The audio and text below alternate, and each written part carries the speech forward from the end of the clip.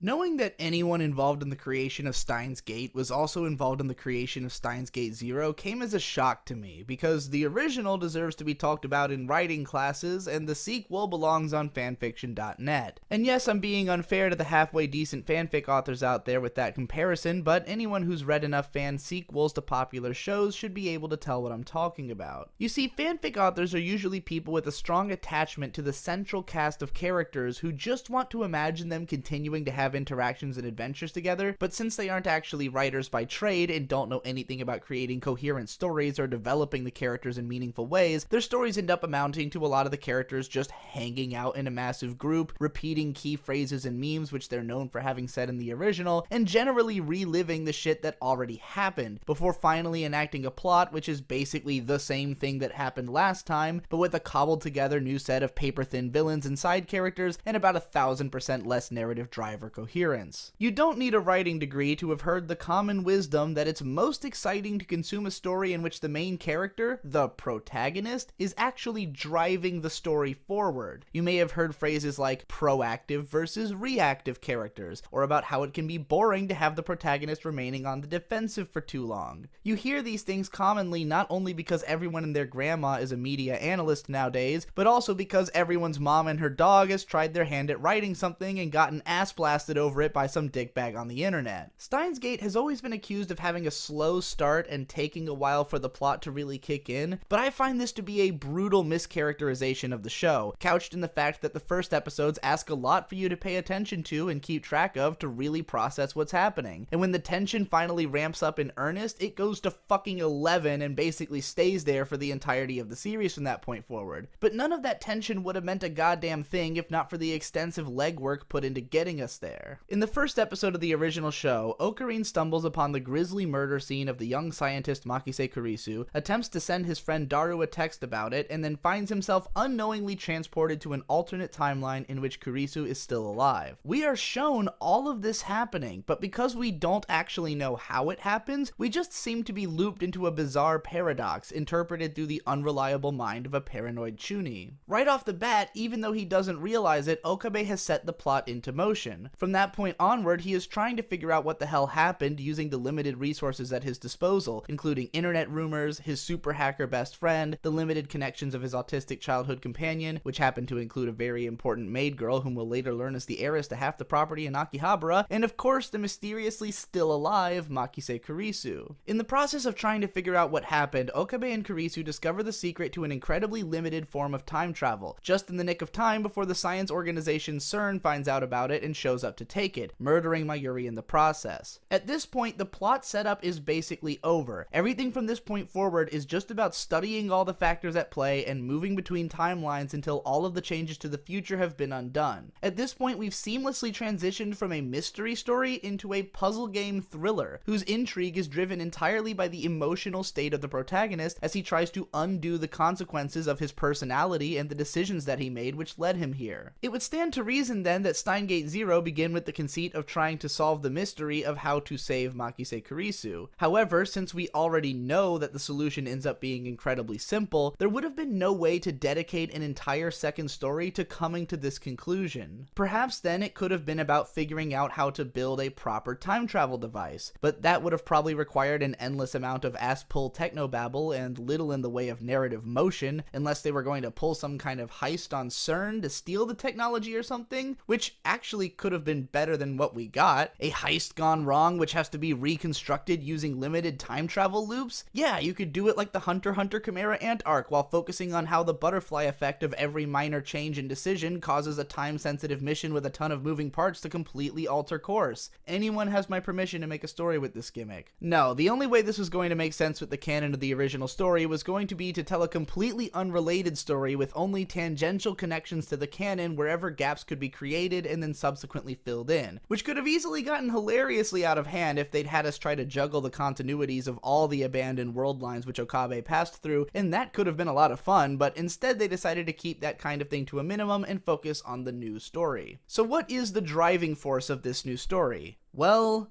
there is none.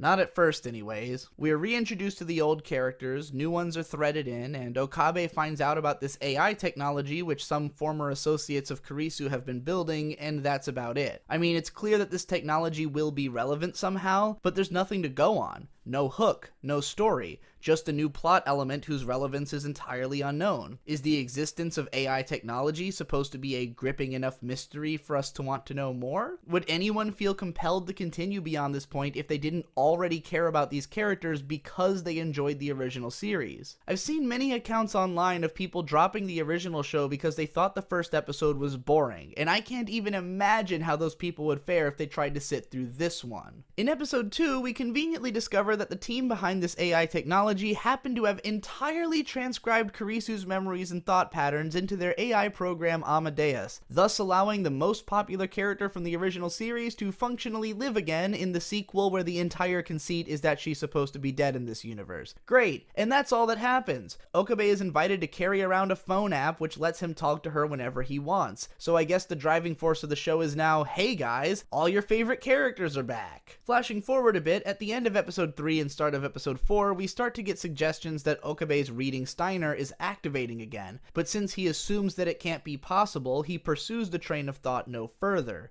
Riveting. Meanwhile, it is retconned in that when Suzuha was time traveling around and getting to this point, she had originally been carrying future Mayuri's adoptive daughter Kagari around with her, but lost her 12 years in the past and is trying to locate her again. So now we've got that going on. Do we care? No. Then like an episode later, they find her. Yay! But she has amnesia. Boo. But then a few episodes later, she remembers who she is. Yay! In the meantime, episode 6 pretends that things are finally going to get moving when a scene paralleling the CERN break-in from the original show happens and Kagari is about to be kidnapped. But then at the start of the next episode, Mr. Brown just comes in and beats the living shit out of them all and they leave. The consequences of this break-in are precisely nothing, and now the attacker's looking competent and non-threatening anyways. Aside from realizing that someone is after them, the characters learn precisely nothing, and in turn change nothing about their day-to-day lives. They don't put Kagari under enhanced protection, or alert the authorities, or even make much of an attempt to figure out what the fuck just happened. The show just reverts to business as usual until the next unrelated plot reveal / tension spike, which is resolved the same way. This is the baffling ebb and flow of Steins Gate Zero's first 16 goddamn episodes. It's constantly buttering you up for something to finally happen, and then instantly killing the tension completely so the characters can stand around talking about it. If you've ever seen YMS's videos on season 2 of The Walking Dead, then you'll almost certainly have flashbacks to the way he described its methods of wasting time and postponing meaningful drama for as long as it fucking can. At one point, the Amadeus system is at risk of being hacked, then in the next episode, this legal lolly girl is just like, oh, we beat back the hackers for now, so it's okay. And that's that.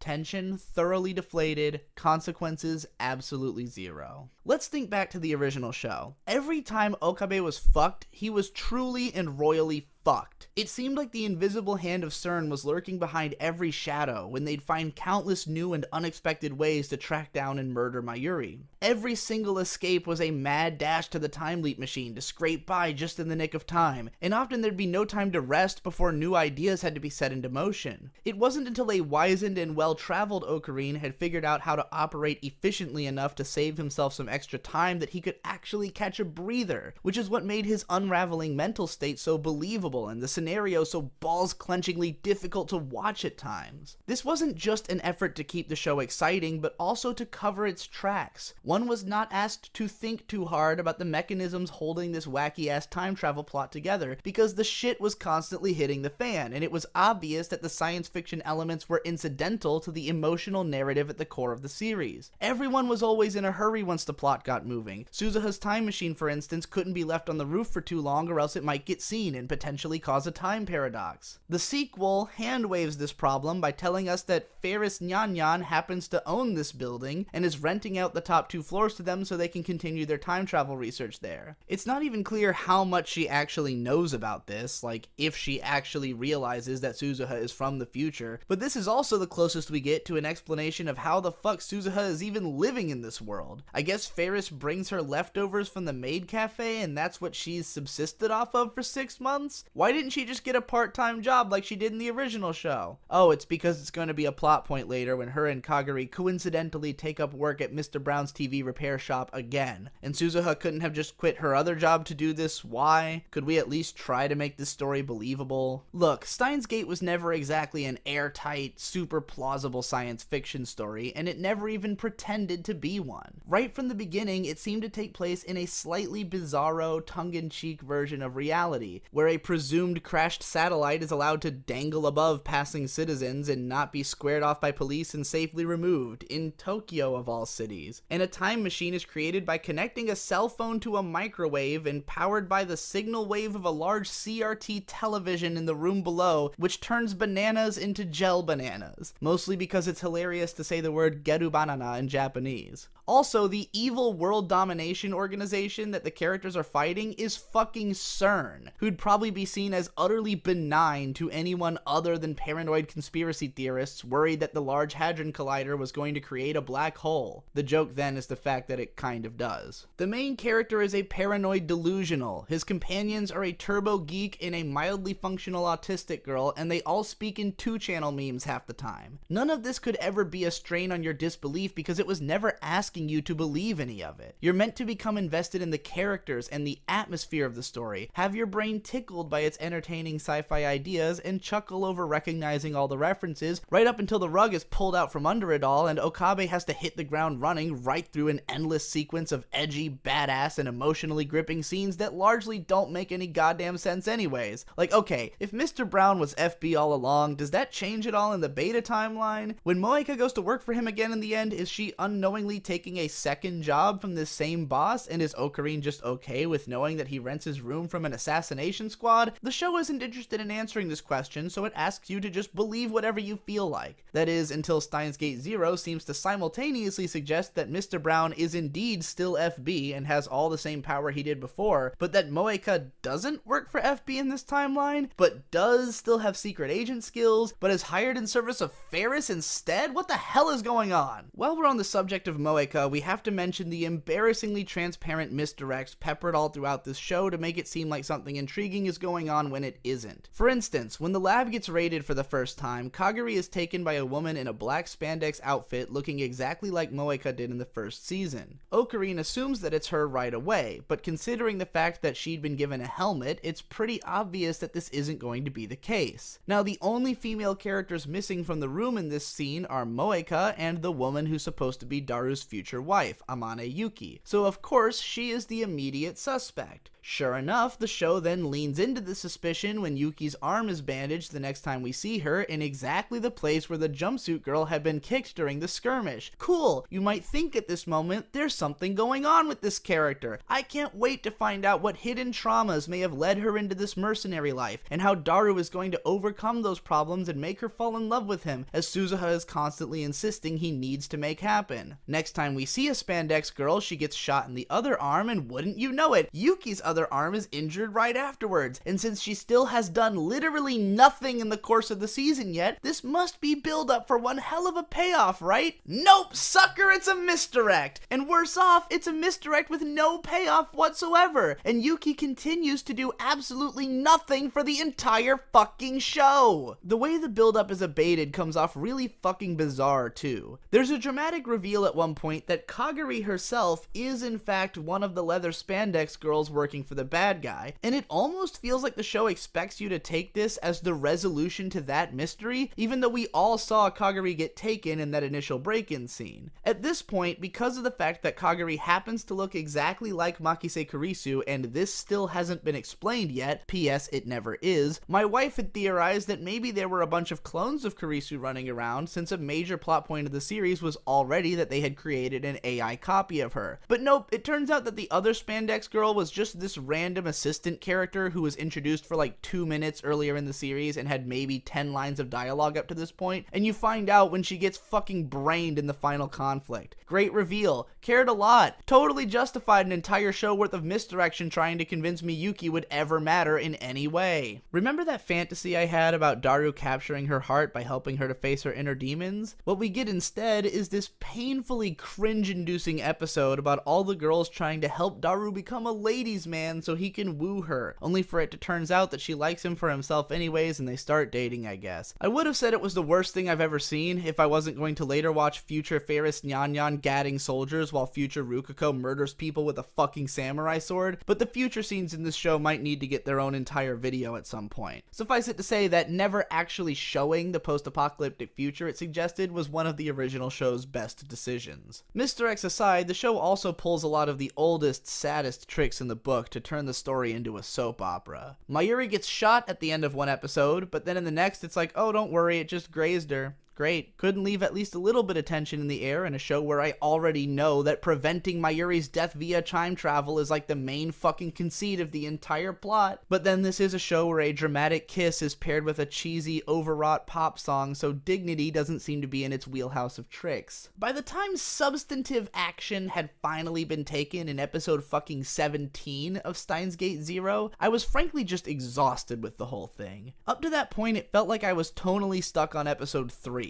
Watching the main character who drove the entire plot of the original literally piss around, too terrified to take action, was boring and made me hate him. Seeing every single goddamn character shoehorned into every possible scene just to cram as many familiar faces onto the screen as they could get away with left me more and more cynical and jaded every single time it happened, especially at the Christmas party when they crowbarred Nai in there just to get every single girl into a Christmas outfit, even though Mr. Brown would have fucking never let Nai hang out with this gaggle of adult freaks in the original series. None of the characters in this show have any lick of personality besides Suzuha, whose entertainment value and actually decent redesign, tits aside, made her the only thing that kept this show even remotely sit-throughable for me. An embarrassing amount of dialogue in the early episodes involves characters dumping expositional information which their conversation partners should already be aware of. This is bad writing 101. Considering Steins Gate had some of my favorite dialogue in anime history, it's also depressing to think about, especially when the same motherfucking dude wrote the script. Like, what the fuck, Jukki Hanada? Why are you so inconsistent? In the original show, the question of who to tell what about the discoveries which the heroes were making was a matter of careful consideration and concern, with clear ramifications if certain people were privy to certain things at certain times. In Steins Gate Zero, information is a convenient way to elongate the episode count. The arbitrary decision on one character's part to not tell another about their secret plans allows the plot to progress in one direction, and then the information is shared when the plot needs to progress in another direction. Meanwhile, when there's not enough going on to fill out a 22-minute episode, you can throw in a few lines of internal monologue where characters stand around pondering who they should tell what. None of this is entertaining to watch, and seeing the mechanism of it all is like catching the writer with his pants down. In place of witty and entertaining vocal sparring matches, the show is instead overburdened with attempts at emotional heart-to-hearts, none of which are earned by the events of the sequel's plot, and instead rely on the fact that we already care about these characters from the first season to assume that we'll care about their overwrought emotional outbursts in this one. But since I couldn't actually relate these characters to the people that they used to be in my mind, it was difficult to give a fuck about basically anything in the sequel. If the laziness of this show's writing comes to a head somewhere, it's in the concoction of its main villain. Throughout the series, this guy is presented as a stupid-ass, obnoxious comic relief character whose broken Japanese and horrid English stops being funny immediately. At first, the laziness manifests as this character seemingly involving Ocarina in the plot just because he's a wacky dumb asshole, but in the end it turns out that this was all according to Keikaku, when the laziness then manifests as this character's entire plot and motivations being dumped in one long, pointless monologue right before Suzuha kicks the living shit out of him, and then he does precisely nothing new in the plot while Okabe finds the route to thwarting him. This character is unthreatening, uninteresting, and obnoxious, and the fact that Daru tells Suzuha not to kill him because she would be no better than he is, right after we just watched her gun down like 30 fucking guys in a row, retched the biggest, driest, and most tired